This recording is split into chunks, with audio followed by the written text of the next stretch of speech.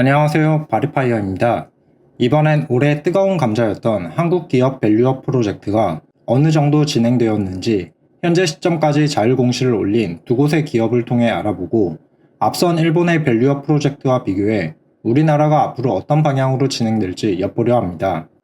그럼 대한민국 대표 기업 공시 채널인 KIND에 정리된 기업 밸류업 프로젝트에 대해 먼저 알아보겠습니다.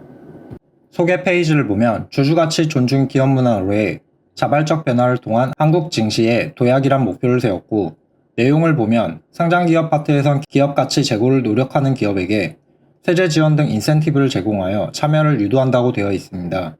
더불어 투자자 파트를 보면 코리아 밸류업 지수를 개발한다고 되어 있는데, 1번은 주주 환원을 잘하는 기업으로 구성된 ETF를 만든다는 것으로 2024년 말 출시할 예정입니다. 2번은 국민연금이 본격적으로 스튜어드십 코드를 위해 힘을 쓸 것인지가 관건인 것 같습니다. 3번은 주주 환원을 잘하는 기업들을 순서대로 공표해 투자자들에게 정보 접근성을 높여준다는 것으로 좀 더 찾아보니 분기별로 PBR, ROE를 거래소 홈페이지에 비교, 공표하고 배당 성향과 배당 수익률을 연 1회 공표할 예정임을 확인했습니다. 다음 5월 27일부터 시작된 자율 공시 내용을 확인해 보겠습니다. 24년 6월 2일 기준 KB금융이 가장 먼저 올렸지만 세부 내용은 없고 그냥 우리 계획 세우고 있습니다 수준이기에 실질적인 각 1호 종목인 코스피 키움증권과 코스닥 FN 가이드를 확인해 보겠습니다. 키움증권에서 공시한 요약된 내용을 먼저 보면 주주 환원율 30%와 PBR 1을 목표값으로 제시했고, PBR을 토대로 목표까지 주가가 상승하게 되면 186,890원으로 현재 주가 대비 30% 이상 상승하게 됩니다. 그리고 주주 환원율 30% 이상을 유지한다고 했는데 24년 1분기 실적 보고서를 찾아보니 22년부터 주주 환원율이 제시한 목표치보다 높은 걸 알 수 있었습니다. 이는 지속 가능하게 달성 가능한 수준에서 30%를 결정한 것으로 보입니다. 특히 24년부터 26년까지 매년 3월에 자사주 3분의 1씩 소각한다는 점은 좋은 포인트로 보입니다. 그리고 키움증권의 공시자료 중 기업가치 제고 계획을 보면 23년도 ROE가 작년 주가 조작의 여파로 대규모 미수금이 생겨 일시적으로 떨어진 것을 강조하고 있습니다. ROE 15%의 목표는 달성 가능 목표로 설정한 것이라 키움증권은 판단하는 것 같습니다. 여기까지 키움증권을 정리하고 다음은 코스닥 상장기업인 FN 가이드입니다. 아리랑 고배당주 ETF에서 사용하는 지수를 여기서 만들었습니다. 목표값을 보면 ROE 18%, CAGR 15%, 최소 배당 성향 26% 유지 및 상향을 주주 환원을 위한 방향으로 제시했습니다. CAGR 15%가 저만 눈이 가는 건 아닐 거라 생각됩니다. 그런 현재 수치와 비교해 보겠습니다. PBR 1.59, 퍼 13.17, 배당 수익률 2.21%로 앞선 키움증권과 달리 PBR이 목표값이 아닌 건 긍정적인 의미로 이미 넘어 있기 때문으로 보입니다.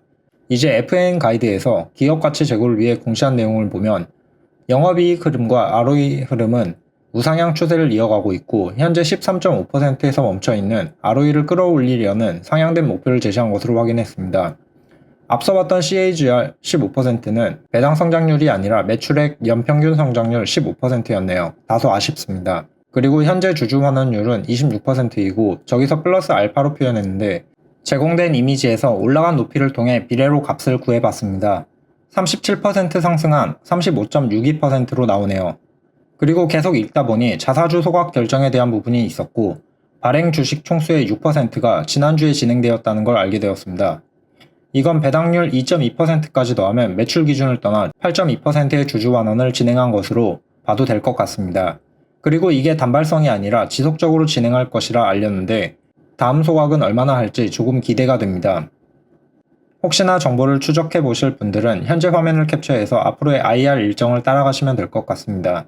그런데 조금 독특한 내용으로 최고 경영자 승계 정책 마련이 무슨 의미인지 모르겠습니다.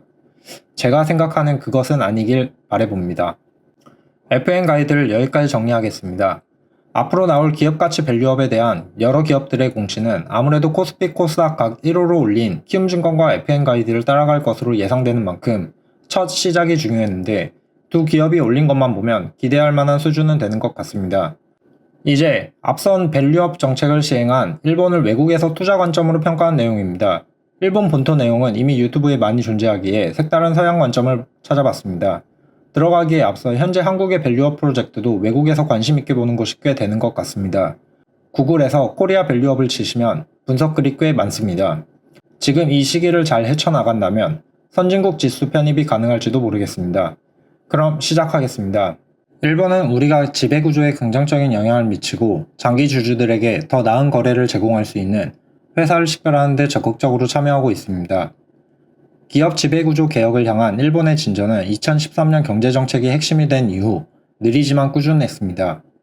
일본의 기업 지배구조 개선에 대한 단계를 보면 2013년 이후의 움직임은 하나하나가 상당히 강력한 요소로 기업 지배구조, 회사법 등을 다루고 있습니다.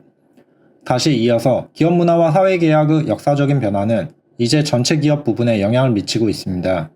최근 워렌 버핏이 예시한 것처럼 인내심을 갖고 펀더멘털 중심의 투자자를 위한 비옥한 사령터가 되었습니다.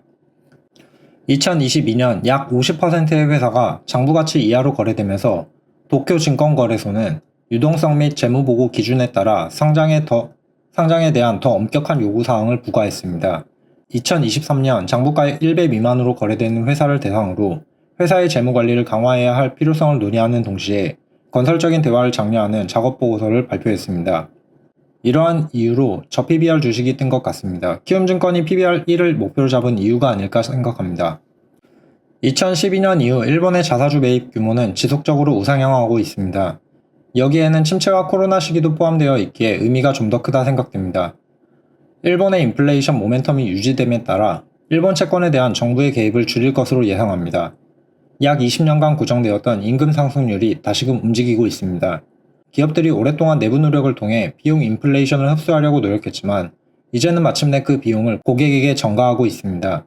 더욱 고무적인 점은 일본의 1분기 GDP 성장률이 예상보다 강하고 이는 내수 소비와 관광에 힘입었습니다.